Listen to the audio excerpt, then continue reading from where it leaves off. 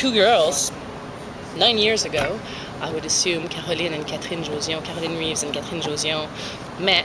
They had kids, they were in the neighborhood and thought, how about we start coopérative de travail in this neighborhood? How about we find a space where we can have good food, have a space for the family, for arts, to exchange, to have des ateliers populaires, just very open wide project around a cafe. That was a base though. After that, once you have the space, once you have the cafe, what do we want to do? After that, well, they started working for 2 years on a planning, who's in the neighborhood, who are the partners possible, what are the groups already involved. So there's so many groups in this neighborhood because it's a needy neighborhood. So the girls started working with them and then working also with groups that can help out to build a business, how to get money, how to get grants. And I guess I got here 7 years and 2 months ago about. When I arrived here, they already had, this is our mandat, this is our mandate, we want to be une coopérative de travail, works co-op. We want to be able to live off this job and not be sous le seuil de la pauvreté. Have a place for people to meet, for the groups around us also in this neighborhood. Afterwards, do a bit of workshop with the community, whether it's for food, how to eat better, whether it's for arts. And for the first year, we just worked on trying to figure out how to apply the mandate. And each of us had special affinities. I'm mostly from the arts world, so we started building different committees. Well, I was doing most of the committees because everybody was doing them because we were such a small team. Today, we're about 20 employees, half of them being members. And so throughout the years, we learned how to build those committees. One will be more management, so that's more les chiffres, the money, and one will be more human resource, the staff, and how do you get people in? Because once you start working here, technically, if you start working at Touski's because you have an interest in becoming a member. To become a member of the co-op, you need to involve yourself in one of the committees, in the meetings, and we figured out one of the ways to get people to get involved very quickly is we all have the same salary. It's not after 2-3 years you have a raise and so someone ends up being more paid than the others. No, everybody's paid the same salary. Everybody's invited to the meetings. Technically, you're not allowed to vote, but we've never really applied that, except for really high emergency, like this is a delicate subject, so we just would call in the members for very special meetings saying, okay, there's a fuck up with this person, what do we do? And we don't want to spread it around. But normally, you start working here, you're invited to the meetings, you can talk, you can give your opinion. If we have to take a decision, we're not like, okay, members, go to that side. So very quickly, people can have a sentiment d'appartenance, feel they can do something, maybe change something. At the same time, it's okay to take your time, to take 6 months to see, okay, what's happened? What's the history of this place, Because sometimes you want to change the world and you're like, well, there's reasons why we do that. And sometimes when you've been in for 7 years, it's nice to have someone new that say, no, let's change that. And we're like, no, we can. Yes, we can. No, yes, no. And finally it's like, oh yeah, maybe we do can. And sometimes you're just a bit tired and you refuse the change. So it's really always interesting. We have the external committee. Hey, I'm part of that. That's why I'm meeting you now. After you guys came, there was an email sent, okay, those people came, who wants to meet up? And we just take time to go meet people, whether it's in the community or outside, give out conferences, or just sometimes it's little foire, when people present. So that committee will do that. Just be present, meet the people. Like a lot of young co-ops came to us and said, we want to open, can we see your plan d'affaires, the starting plan? And we're like, sure, here you go. Photocopy it, bring it back. There's no secret about how to do it,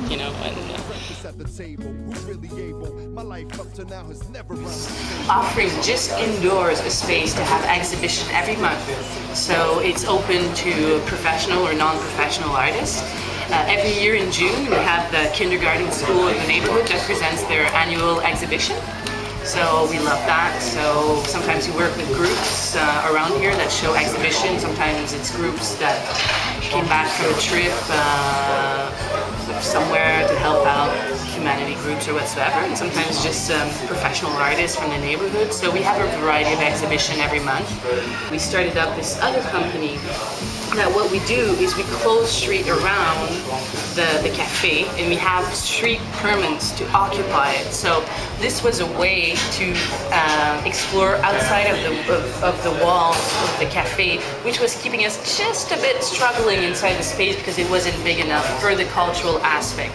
So now, 3 days a year, we close the streets around. We do parcours, and people can walk around the neighborhood for an hour.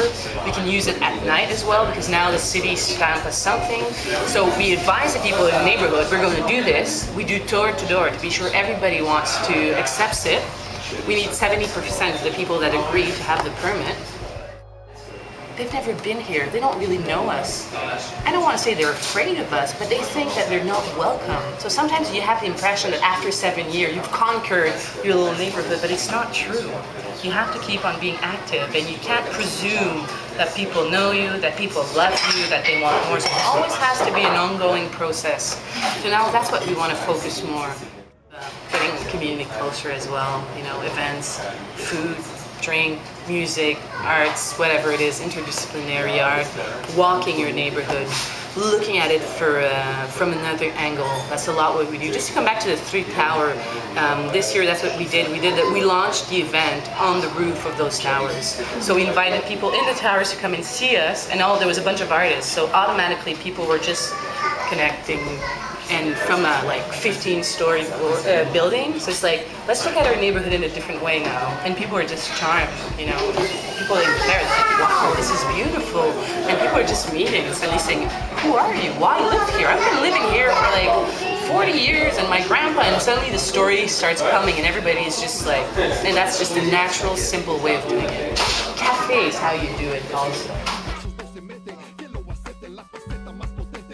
Well, first of all, no one was agreeing. Some people were vegetarian, some were great meat eaters, some were like bio, some were vegan, we had everything, seafood lover, name it, so we had a bit of everything, and we were having very interesting conversation, very positive, you know, getting out your ideas, and we just realized that we needed a menu that was very versatile for everybody. We needed a little breakfast that was not too expensive, you know, including eggs, including bacon, sausages, you know.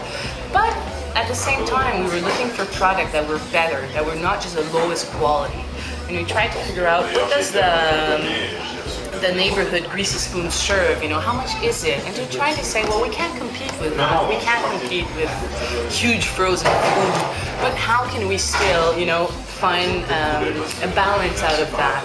But we need also here and there maybe a bio, something that's a bit more bio, and we started working with became a friend that was doing his own bio bread, and we're like, oh, this is nice, you know, so we'll get a bio bread with you, and we did. And sometimes some people that come and work here come from cafes. In Montreal, there's so many different cafes. Some people come to see us and they're like, oh, I come from this vegan cafe, and they love us because they're like, you guys are like vegan, bio, and all of that. And they're often disappointed. We're not.